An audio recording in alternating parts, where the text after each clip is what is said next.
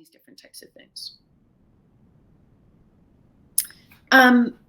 Another exercise that you can do and build into your workplace to make it psychologically safe and healthy and high performing is empathic listening. And empathic listening is a really interesting exercise. It's a practice, actually. It's as hard to do as mindfulness. It sounds easy and it's really hard.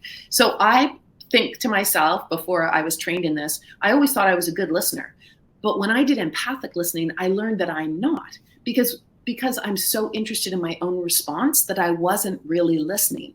So if you're having a disagreement with someone in your personal life or in your professional life, and you're sort of at an impasse, then you can use this practice to really understand more about what's at issue for yourself and the other person. So just to remind you, empathy is when we walk in someone else's shoes, we see the world from their point of view. We actually can get to the place where we feel what they're feeling. And it's one of humanity's great gifts. The human brain has this capacity, and it's pretty incredible. And we are born wired with empathy.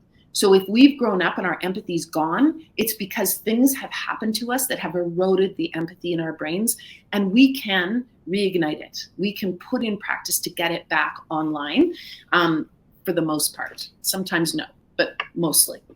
So an empathic listening exercise is when I speak, and I speak for a minute or so, minute and a half, whatever, not very long, and I tell you what I'm angry about or upset about or why I have a problem. And then you repeat it back to me. So you can't respond. You can't interrupt. You can't make a sigh. You can't laugh. You can't do anything.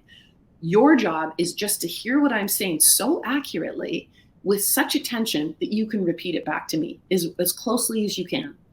Then I talk for another minute. You repeat it back to me. I talk for another minute and you repeat it back to me. It's really hard to do.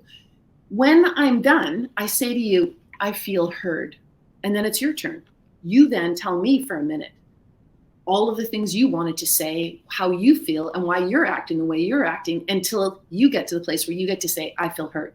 So you can imagine when we talk to each other this way and we start to really listen, it's a very different experience. It's a really good co-regulation experience, and it helps build connection.